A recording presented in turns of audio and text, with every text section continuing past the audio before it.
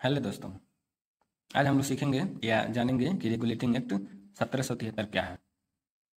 वास्तव में इसको जानने से पहले आपको ये जानना भी होता है कि रेगुलेटिंग एक्ट 1773 में आया तो है, ठीक है, लेकिन इसके आने के रीज़न क्या थे, वो क्या समस्या थी, क्या परेशानी थी कि ब्रिटिश गवर्नमेंट ने रेगुलेटिंग एक्ट को लागू किया। बात समझ आ रहा है? तो इसके लिए हमने एक वीडियो बनाया है रेगुलेटिंग एक्ट आने के कारण, उसको आप एक बार देख लीजिए तो ये कन्फ्यूजन आपको दूर हो जाएगा कि क्या रीज़न था आने के कारण। देखिए, वास्तव में जो 1773 के पहले जो समय था, मतलब 1772 आप ले लीजिए, चाहे उसके एक दो साल पहले आगे पीछे का जो समय था, वो कंपनी के लिए अच्छा नहीं था। मतलब कंपनी उस समय इतना घाटे में चल रही थी और उसकी वित्तीय स्थिति इतनी खराब हो चुकी थी कि वो अब ये सोच रही थी कि इस वित्तीय स्थिति को सुधारने के लिए ब्रिटिश बैंक से कर्ज लिया जाए।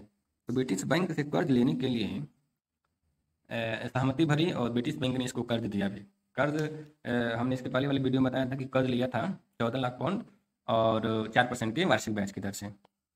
ठीक है, लेकिन ब्रिटिश जो गवर्नमेंट थी, ब्रिटिश जो संसद थे, उसने ये सोचा कि वास्तव में कंपनी घाटे में चली गई तो हम एक ऐसा रूल बनाएं कि जितनों कंपनी है, मतलब कंपनी जो काम कर रही है, वो इस रूल के तहत काम करें और कंपनी की सारी जानकारी हमारे तक पहुंचती रहे। और कंपनी के कर्तव्यों और दायित्वों, मतलब कर्मचारियों के कर्तव्यों और दायित्वों को क्या करे, वो रेगुलेट कर दे, नियमित कर दे। मतलब आप इसी दायरे में रह के और इसी के अनुसार काम करेंगे। इसके लिए कंपनी ने इस एक्ट को पारित किया। इस एक्ट का पहला रूल ये था कि कंपनी को क्या किया गया, कंपनी को रेगुलेट किया गया, मतलब नियमित किया गया। एक रूल के तहत ये बनाया गया कि भाई आप इसी रूल के तहत काम करेंगे और इस रूल के तहत काम करने के अगर आप इच्छुक नहीं हैं तो आप कंपनी छोड़ दीजिए, नहीं तो आपको कानूनी प्रक्रिया में आपको फंसाया जाएगा, मतलब उसके कानूनी प्रक्रिया के तहत आपको कार्रवाई की जाएगी। दूसरा रूल ये था कि उस समय 3 प्रेसिडेंसियाँ थी, ध्यान से समझिएगा। उस समय 3 प्रेसिडेंसी थी, ठीक है? उस समय 3 प्रेसिडेंसी थी। पहला था बंगाल, दूसरा था मद्रास और तीसरा था बॉम्बे। क्योंकि 1773 एक्ट लागू होने के पहले मद्रास और बॉम्बे दोनों अलग अलग काम करते थे, मतलब इनके जो अध्यक्ष थे वो अलग थे, इनके गवर्नर अलग होते थे और बंगाल के गवर्नर जनरल अलग होते थे। तो कंपनी ने ये कहा कि जो बंगाल का गवर्नर होगा वही इन दोनों प्रेसिडेंसियों का भी मालिक होगा। ध्यान से समझिएगा, जो बंगाल का गवर्नर जनरल होगा वो तीनों प्रेसिडेंसियों का मालिक होगा। बस समझ में आ रहा है? मतलब ये दोनों प्रेसिडेंसी ये बंगाल गवर्नर जनरल के अधीन आ गई। तीसरा रूल ये था कि बंगाल जो था, उस समय बंगाल का जो गवर्नर था, बंगाल का जो गवर्नर था उसके पदनाम को चेंज करके गवर्नर जनरल का पद बना दिया गया। कौन सा पद बना दिया गया? गवर्नर जनरल का।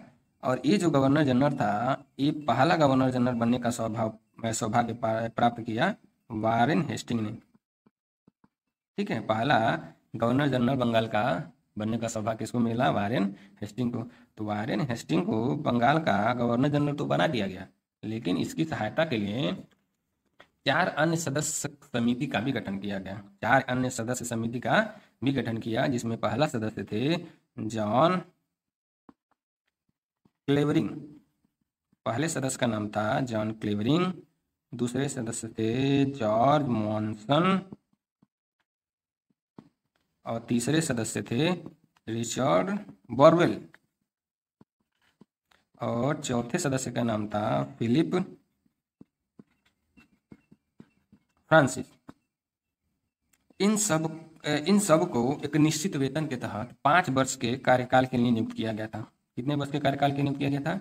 5 वर्ष के कार्यकाल के लिए नियुक्त किया गया था। और इन सबका जो निश्चित वेतन किया गया था वो 10,000 पाउंड था। ये सिर्फ सदस्य जो थे उनका वेतन था 10,000 पाउंड। ठीक है, लेकिन जो इसके गवर्नर थे उनका वेतन रखा गया 25,000 पाउंड। अब देखिए, इसमें रेगुलेटिंग एक्ट में सबका एक वेतन भी निश्चित किया गया। वेतन निश्चित करने के साथ साथ इसे साबित भी किया गया है कि अगर आप वेतन इतना पाते हैं, अगर एक निश्चित वेतन के साथ अगर आपका आय अधिक हो जाता है तो साबित करता है कि आप क्या कर रहे हैं, कंपनी को सुचारू रूप से नहीं चला रहे हैं। तो वेतन लगाने के साथ साथ इसको कंपनी के जितने कर्मचारी थे सबको सबका वेतन निर्धारण किया गया और सबको एक वेतन के तहत बांध दिया गया कि आप इतना पाते हैं तो अब पता चलेगा कि आप कितना रुपया कमा के लेके जाते हैं और किस तरह अपना जीवन यापन करते हैं। ठीक है, तो इस तरह कंपनी के कर्मचारियों को केंद्रीकरण कर दिया गया और एक रेगुलेट के तहत उन सबको बांध दिया गया।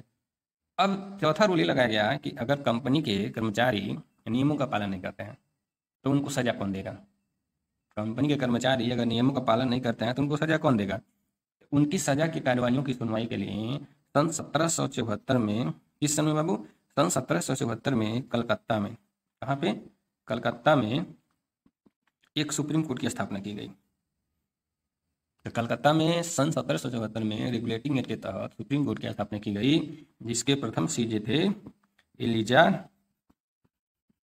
इम्पे। कौन थे? Elijah Impey. और इनकी सहायता के लिए 3 सदस्यीय अन्य सहायक जज भी नियुक्त किए गए। 3 सदस्यीय सहायक जज भी नियुक्त किए गए। तो जो सुप्रीम कोर्ट के जज थे उनका एक निश्चित वेतन निर्धारित किया गया 8,000 पाउंड, और जो इसके सहायक न्यायाधीश थे, सहायक जज थे, उनका वेतन निर्धारण किया गया 6,000 पाउंड। ठीक है।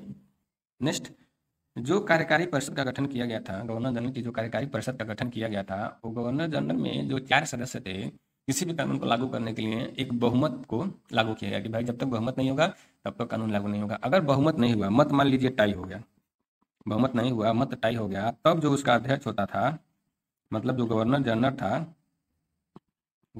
था, वो क्या करेगा? अपने मत का प्रयोग करेगा। टाई होने पर भी गवर्नर जनरल को अपने मत का प्रयोग करने का अधिकार था। अगर टाई नहीं होता है, बहुमत से पारित हो जाता है कोई भी कानून, तो वो कानून क्या होगा? लागू कर दिया जाएगा। ठीक है। गवर्नर जनरल की इसमें भूमिका सबसे अत्यधिक निश्चित की गई।